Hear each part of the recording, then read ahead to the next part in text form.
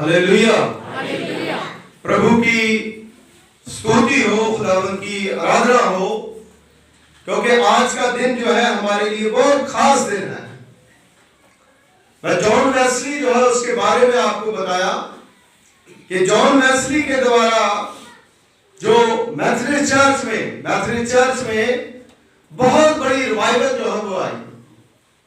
Revival का मतलब है आत्मिक जागृति। रिवाइवल का मतलब क्या है? बोलिए। आत्मिक जागृति। रिवाइवल का मतलब क्या है? आत्मिक जागृति। तो आत्मिक जागृति जो है वो होना हमारे जीवन में बहुत ही जरूरी। वो तब होगी अगर आप बाइबल को पढ़ेंगे, अगर आप प्रार्थना करेंगे, अगर आप खुद दुआ करेंगे, प्रार्थना करेंगे, तो आत्मिक जागृति जो है वो आपकी जिंदगी में जरूर होगी। वर्तमान युग में इस विषय पर बहुत अधिक कई प्रकार के उपदेश जो है वो दिए जाते हैं। आजकल उपदेशों के द्वारा हम इतने उपदेश सुनते हैं तो हम सोचना शुरू कर देते हैं कि हम किस पर विश्वास करें। मैं आपको बताना चाहूंगा कि आप किसी के ऊपर विश्वास न करें, सिर्फ और सिर्फ किसके ऊपर विश्वास करें? प्रभु यीशु मसीह के ऊपर। हालेलुया। क्योंकि आत्मिक जो क्षण है उसको आप रोक नहीं सकते। जैसे आप चर्च में हो, आपके अंदर बेदारी है, आप गीत गाना चाहते हैं, आप दुआ करना चाहते हैं, आप ताली बजाना चाहते हैं, आप चर्च में आना चाहते हैं, आप अपने आप को कभी रोक हालेलुया रोक पाओगे? है जी? नहीं। और छोटा सा बच्चा कहता नहीं। जब आत्मिक बातें हमारी जिंदगी में होती है हम उसको रोक नहीं पाते। चाहे हम सुबह उठे, चाहे शाम को सोए, चाहे दोपहर को बात करें, या हम टेलीफोन पर किसके साथ बात करें, हम आत्मिक बातों को कभी भी रोक नहीं पाते, क्योंकि सुसमाचार प्रचार जो है हमारे जीवन के अंदर हमारे जीवन का एक हिस्सा बन जाता है। हालेलुया। जो आत्मिक लोग होते हैं उनकी जिंदगी का हिस्सा खुदा की सेवा बन जाती है। भजन संहिता उसका 24वां अध्याय उसकी 3 और 4 आयत में लिखा है, हमें यह शिक्षा मिलती है कि आत्मिक जागृति 3 बातों को प्रभावित करती है। वहां आप पढ़िए अगर किसी ने निकाल लिया। भजन संहिता 24 उसका 3 और 4 आयत। यहोवा के पर्वत पर कौन चढ़ सकता है? यहोवा के पर्वत पर कौन चढ़ सकता है? बोलिए, यहोवा के पर्वत पर कौन चढ़ सकता है? हाँ जी। और उसके पवित्र स्थान में कौन खड़ा हो सकता है? उसके पवित्र स्थान में कौन खड़ा हो सकता है? हाँ जी। जिसके काम निर्दोष और हृदय शुद्ध है। जिसके काम निर्दोष और हृदय शुद्ध है। हृदय शुद्ध है। जिसने अपने मन को व्यर्थ बात की ओर नहीं लगाया। जिसने अपने मन को व्यर्थ बातों की ओर हालेलुया हालेलुया थैंक यू। ये परमेश्वर का पवित्र पाक वचन है और इसमें 3 बातें जो है वो बताई गई है। सबसे पहली बात है, काम हम किससे करते हैं? अपने हाथों से करते हैं। और मेरे जीजो सबसे पहली बात, हाथ इनको स्वच्छ होना चाहिए। ये हमारे कार्यों का प्रतिनिधि करते हैं। मैं अपने हाथों से क्या करता हूं कि मेरे और मेरी अगुवाई करते हैं। इन हाथों से मैं क्या करता हूं? अगर हम इन हाथों से परमेश्वर की प्रशंसा करते हैं, खुदा के कलाम को पढ़ते हैं, खुदा की प्रशंसा करते हैं, तो खुदा के हजूर में खड़े होने से हमें कोई भी रोक नहीं सकता। अगर हम अपने हाथों से गलत कार्य करते हैं तो हम खुदा के हजूर में खड़े नहीं हो सकते। आप लोग बैठ नहीं सकते। मेरे अजीजों, प्रभु का वचन बताता है कि हमारे हाथ चीज है हृदय, इसको शुद्ध होना चाहिए। हृदय मेरी भावनाओं का प्रतिनिधि, मेरा दिल जो है वो मेरी भावनाओं का जानता है। मेरी भावनाएं क्या है, कैसा सोचता हूं, क्या करता हूं, क्या मुझे करना चाहिए, क्या नहीं करना चाहिए। अगर इंसान का हृदय शुद्ध है तो उसके अंदर बाइबल आएगी। अगर किसी इंसान के हाथ शुद्ध है तो आपके अंदर बाइबल आएगी। और तीसरी चीज है जीव, ये छली नहीं होनी चाहिए, इसका ईमानदार होना बहुत ही जरूरी है। वह मेरे कथन का प्रतिनिधि करता है, जो मैं बोलता हूं वो दूसरों को सुनाई देता है। इसलिए मेरी बहनों मेरे भाइयों, प्रभु का वचन बताता है यही तीन बातें, कार्य, भावनाएं और कथन, हमारे वास्तविक चरित्र का एक प्रतिनिधि करता है। मैं कैसा इंसान,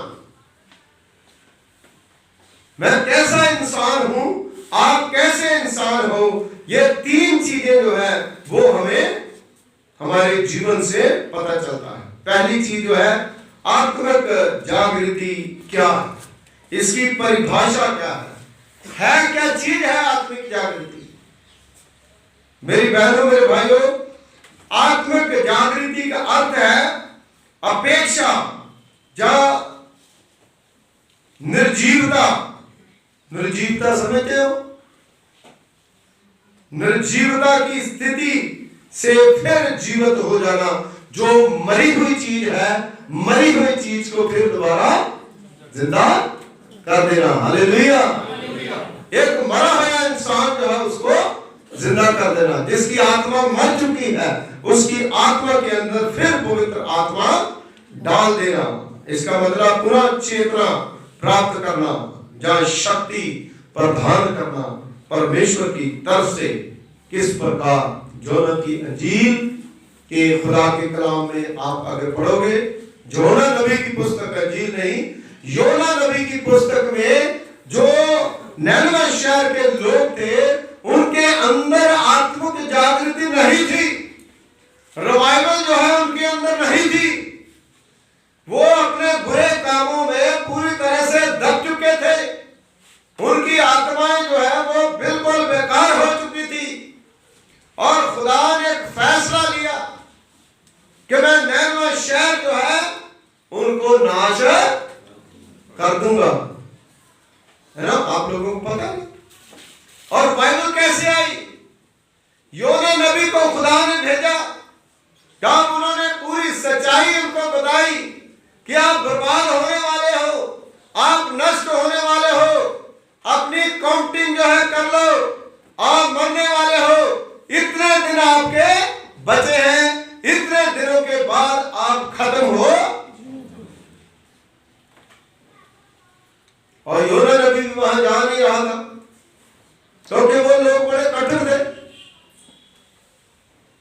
वो नबियों को मारते थे। लेकिन फिर भी खुदा ने योना नबी को किस परिस्थिति से निकाल के वहां पर भेजा और 3 दिन जब प्रचार करता रहा कि तुम लोग अपने जीवन को बदलो, अपने हाथों के कामों को बदलो, अपने हृदय को बदलो, अपनी जुबान जरिए उन्हें सही करो। तो जब राजा को पता चला इस बात का, तो निनवे शहर का जो राजा है उसने अपना शाही लिबास का उतार दिया। इससे हम यह सीखते हैं कि खुदा के घर में कोई शाही राजा राणा नहीं है। खुदा के घर में सारे एक हैं। और राजा से लेकर उसके मंत्रियों ने और तमाम जितने लोग थे उन्होंने तौबा करी और उन्होंने घुटने टेके और उपवास रखे और अपना जीवन खुदा को दिया, अपने हाथों के कामों को ठीक करा, अपने हृदय को शुद्ध करा, अपनी जुबान को शुद्ध करा। तो खुदा ने क्या करा? उनको माफ कर दिया। हालेलुया। आज हमको भी खुदा माफ करने के लिए तैयार है।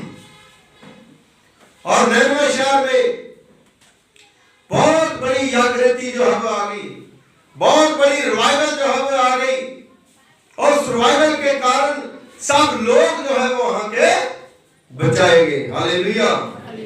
इसका मतलब बचने का तरीका क्या है?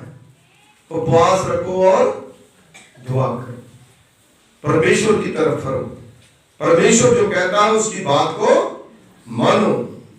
मेरे अजीजों, हमारे अंदर जो है वो जागृति आनी चाहिए। संत लूका रसूल की इंजील उसका 15वां बाब उसकी 11वीं आयत से लेकर के जब आप पढ़ोगे तो अगर मैं गलती ना करूं तो वचन में लिखा है कि जो अड़ाऊ बेटा, जिसको मुसर बेटा भी कहा गया, वह अपने घर में रहता है, अपने माँ बाप के साथ रहता है, उसकी आत्मा जो है गलत कामों में पड़ के मर चुकी है। माँ बाप जो है बड़ा चिंतित है उसके लिए। दोनों बच्चे हैं, एक बच्चा तो सही जा रहा, दूसरा बच्चा गलत जा रहा। उस समय उसके अंदर जो है उसकी जो जो जो प्रभु की जो आशीष है वो निकलती जा रही है, और अपने माँ बाप के साथ लड़ाई करके वो पूरी तरह से, जिसको बैक साइड जो हम कह सकते हैं, वो बैक साइड चला गया, पीछे चला, दूर देश को चला गया। वहां पर उसने खूब खर्चा वर्चा करके अपनी पूरी जो जिंदगी है उसको खुदा के हाथों से बाहर कर दिया। लेकिन मेरे अजीजों, नया जन्म भी होता है, नई जिंदगी भी होती है, रिवाइवल भी इंसान की जिंदगी में आती है। सब कुछ करके देख लिया, लेकिन मेरी बहनों, मेरे भाइयों, अड़ों बेटे की जिंदगी से हम सीखते हैं कि माँ बाप से बड़ा दोस्त दुनिया में कोई नहीं। हालेलुया। माँ बाप से बड़ा दोस्त दुनिया में कोई नहीं। उसने सारे दोस्तों को चेक करा, किसी ने उसकी बात नहीं सुनी, लेकिन फिर वो लौट करके माँ बाप के पास, और माँ बाप ने उसके साथ बहुत ही अच्छा व्यवहार करा, उसको निभाया, उसको हर तरह की सहायता, हर तरह की सहूलत जो है वो दी। तो बड़ा जो है वो कई बार मन में करता कि आपने इसके साथ करा, और माँ बाप ने कहा ये मर गया था, अब ये जिंदा, ये गुम हो गया था, अब ये मिल गया, आप चिंता ना करो। सो मेरी बहनों, मेरे भाइयों, फिर जो अड़ाऊ बेटा था, जब सूरों की नौकरी करता और सूरों के तिनके जो खाता था, तो वहां उसको याद आया कि मेरा बाप तो बड़ा बलवान है, मेरे बाप ने तो मुझे फूलों की तरह रखा, मेरे माँ बाप जो उसने कभी तंगी नहीं आने दी, मेरे माँ बाप ने मुझे अच्छे कपड़े दिए, अच्छी रोटी दी, सारा खाना दिया। मैं अपने माँ बाप को कहूंगा नौकरों की तरह मुझे रख ले, लेकिन फिर भी उसके माँ बाप ने उसको गले से लगाया और रोते रोते उनकी आंखें चली गई। सो मेरे अजीजों, उसके अंदर में जो व्यक्तिगत जागृति जो होगा अकेले आदमी के, कई बार जो योना नबी की पुस्तक में हमने पढ़ा तो उस समय प्रभु के वचन में क्या बहुत बड़ा निर्णय शहर जो है, शहर में जागृति आई, लेकिन यहाँ पर व्यक्तिगत अकेले, जो हम कई बार अकेले रह जाते हैं, हम अकेले भी अपनी जिंदगी को बदल सकते। वो जरूरी नहीं है मेरे साथ कोई नहीं है, मैं अकेला हूं, मैं ये हूं, वो हूं, है ना? ऐसा तो कुछ नहीं है। क्या अकेला आदमी रहता है जो खुदा उसके साथ नहीं है? खुदा उसके साथ है। इसलिए आदमी अकेला भी कोई रहता है, अगर खुदा उसके साथ है तो उसकी जिंदगी से खुदा का जलाल ज़ाहिर होगा। तो उस समय फिर से वो हंसने लगा, खेलने लगा और अपने घर में मतलब है कि खुशी के साथ रहने लगा। ये हमारी जिंदगी का एक हिस्सा है जिसको आज भी बहुत से लोग जो हैं वो प्रभु से दूर जा करके अपना जीवन जो है वो बर्बाद कर रहे हैं। हमें ऐसी बर्बादी करनी नहीं चाहिए। हमें हमेशा सोचना चाहिए कि हम खुदा के लोग हैं, हमें प्रभु के साथ अपना नाता रखना चाहिए। इसमें अनिवार्य रूप से पाप का गहरा पश्चाताप स्मृत है। पाप जो है वो हम करते थे, उसका पश्चाताप जब करा तो उसने अपनी जिंदगी में आत्मिक जागृति लेकर के आई। हालेलुया। आत्मिक जागृति की आवश्यकता कब होती है? तब होती है जब इंसान खुदा से बहुत दूर चला जाता है, जब सबसे ज्यादा पबजी खेलने का मजा आता है ना, तब आत्मिक शैतान है ये भी, है ना, एक ही गेम में लीन रहना। फिर काम कैसे करेंगे, पढ़ाई कैसे करेंगे, स्टडी कैसे करेंगे, आगे कैसे बढ़ेंगे, ये तो गलत बातें हैं, है ना। पबजी खेलना, नाम देखो कैसा है। भाई मैं देख रहा था कि पास्टर है वो किसी के अंदर भूत निकाल रहा था, तो वो कह रहा था मैं शैतान हूं, मैंने इसको पबजी खेलने लगा दिया, ऐसे है ना, पबजी शैतान ने बनाई। वो कह रहे थे पबजी शैतान ने बनाई है तो शैतानी काम। उसके बाद नशे की लत लगा दे, दोस्त जो है वो खराब बना रहे, दोस्तों को परखो पहले, है ना। अच्छे दोस्त होंगे तो अच्छे रहोगे, अगर बुरे दोस्त हमारे बन जाएंगे तो बुरे दोस्त जो है ना हमारी अच्छी चाल चलन को भी क्या करेंगे, बिगाड़ेंगे। हम अच्छे हैं लेकिन बुरी दोस्ती अगर करेंगे तो हम बुरी आदतों में फंस जाएंगे। इसलिए दोस्ती करने से पहले कई बार सोचें, अच्छे दोस्त जो है वो होने चाहिए, है ना। इसलिए मेरी बहनों मेरे भाइयों, हमें आवश्यकता इसलिए है क्योंकि हम पापी, हम परमेश्वर से दूर चले गए। क्योंकि जब धूप लगती है तो तभी टोपी पहने, जब बहुत ज्यादा धूप होगी तो टोपी तभी पहनेंगे, धूप से बचने के लिए। तो इसी प्रकार जब हमारा जीवन खुदा से दूर जा रहा है तभी हम दुआ करेंगे, तभी हम प्रार्थना करेंगे, तभी हम अपना जीवन खुदा को देंगे। इसलिए भजन संहिता उसका 42वां भजन जो है अगर पढ़ेंगे तो वचन में लिखा है, जैसे हिरनी नदी के लिए हाँफती है, हे प्रभु मैं तेरे लिए, मैं तेरा प्यासा। जब दाऊद नबी जो है उसका जीवन खुदा से दूर चला गया तो उसलिए वो अपने अंदर जो है ना वो रो रहा है, वो परेशान हो रहा है। वो कहता है कि भाई जैसे हिरनी नदी के लिए, हिरनी क्या करती है जब उसको प्यास लगती है, जंगल में भागती है, पांव में कितने भी कांटे लगे, कितनी भी तकलीफें आए, लेकिन जब तक उसको पानी नहीं मिल जाता तब तक वो खड़ी। तो उसी प्रकार जब तक हमें पूरी तरह से खुदा कोई चीज दे नहीं देता तब तक लगातार हमें प्रार्थना करनी चाहिए। डरना नहीं है, डरना नहीं है कभी भी। मुझे डर लगता है, अरे भाई डरना क्यों है, खुदा हमारे साथ है तो हमें किसका डर। कई बार रात को डर लगता है हमें, है ना, दिन को भी कई बार लोग डरते हैं, है ना, भूत दिखाई दे रहे हैं, वो दिखाई दे रहा, वो हो रहा। डर पता क्यों लगता है, मैं आपको बताता हूं। जो बच्चे स्कूल में पढ़ते हैं उनको डर पता क्यों लगता है, उनको डर इसीलिए लगता है क्योंकि सारा साल तो उन्होंने स्टडी करी नहीं, तो अब पेपर आ गया, पेपरों में मार्क्स तो आएंगे नहीं। माँ बाप जो है क्या करेगा, वो कहेगा कि क्या करते रहे हो, दरवाजा बंद करके पबजी खेलते रहे, इसलिए वो डरते हैं और कुछ नहीं है। कई केस ऐसे मेरे पास आते हैं, है ना। अगर आप अच्छी तरह से अपनी समय का यूटिलाइज करेंगे, आपके जीवन में रिवाइवल है, आप जो है वो अच्छे मार्क्स लेके पास होंगे, आपको कभी डर नहीं लगेगा। जिनकी शादी हो गई वो क्यों डरते हैं, है ना, है ना। माफ करना जी, मेरी भी शादी, मेरे भी बच्चे है ना। काम नहीं करना, है ना, दिहाड़ी लग गई तो लगी नहीं तो बैठे रहना, तो फिर क्या होता, रात को बुरे बुरे सपने आते। अरे सपने तो भाई साहब आएंगे ना।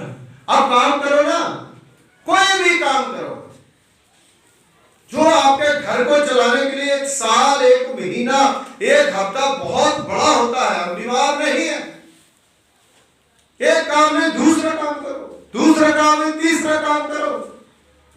और उनको इसलिए डर लगता है ना। तो कई बहनें हैं जिनके तो एक ने काम करना है, वो तो ठीक है, लेकिन अगर 2 काम करने वाली हो तो एक को डर लगेगा। रिश्तेदार 2-3 आ गए, मेरे तो कमर दर्द हो रही है, मेरे तो सिर दर्द हो रहा है ना। जब रिश्तेदार चले गए उसके बाद सारा कुछ शुभ मरतर हो गया। क्यों हम डरते हैं? क्यों क्या हम कुछ करना नहीं चाहते? अगर आप खुशी के साथ कोई चीज को करोगे, खुशी के साथ आप कुछ काम करोगे, आपको कभी डर लगेगा ही?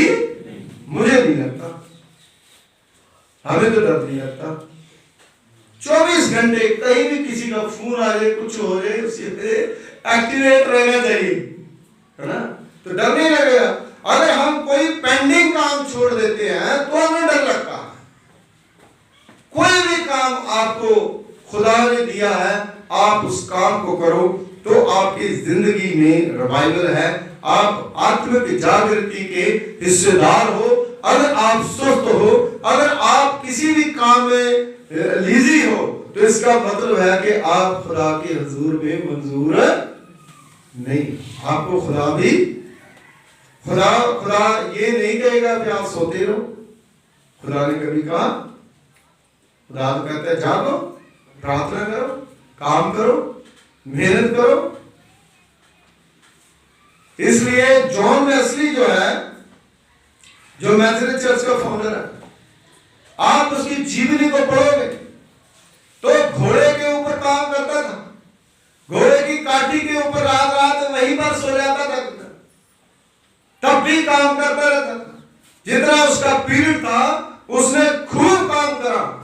काम कोई भी हो, चाहे हमारा बिजनेस हो, चाहे हमारा घर का काम हो, चाहे चर्च का काम हो, या फिर कोई भी काम हो, हमें वो काम को शिद्दत के साथ करना बहुत ही जरूरी है। और तभी तो है खुदा हमें बरकत देगा। हम वो कॉलेज में जाते हैं तो लेक्चर जो हम सुनते हैं उसको सही तरीके से नहीं सुनेंगे, सही तरीके से पढ़ाई नहीं करेंगे तो रिजल्ट खराब ही।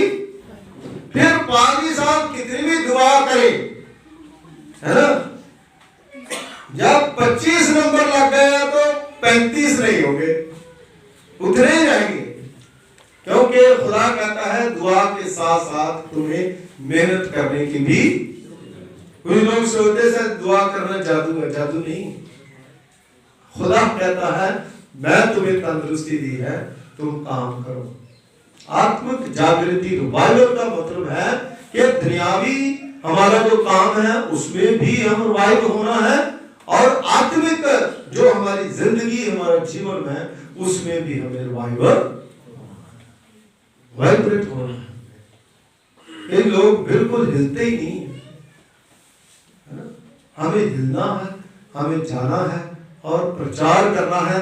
यीशु मसीह ने भी अपने चेलों को कहा जाओ और जा करके प्रचार करो, मैं तुम्हें अधिकार देता हूं लोगों को पिता और पुत्र और पवित्र आत्मा के नाम में बपतिस्मा दो। मेरे अजीजों, आओ अपनी आंखें बंद कर लें, अपने बच्चों के लिए, अपने परिवार के लिए ये वचन जो है लेकर के जाएं। खुदावंद हमारे सर्वशक्तिमान पिता परमेश्वर, कुल आसमान और जमीन के खालिक मालिक, तेरा धन्यवाद करते हैं, तेरा शुक्रिया अदा करते हैं।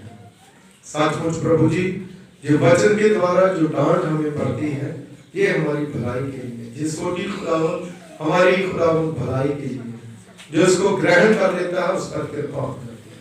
जो तुच्छ जानता है उसके लिए ये कुछ नहीं है। सचमुच प्रभु जी, सब लोग इसको ग्रहण करें, सब लोग खुदावंद आशीषवान और बरकतवान बने। जितने भी बेटे बेटियां आपके घर में आए हैं, आप इन्हें ब्लेस करें, इन्हें बरकत दें, इनकी सारी योजनाओं को यीशु मसीह के नाम में पूरा करें। यीशु मसीह के वसीले से मांगते हैं, आमीन।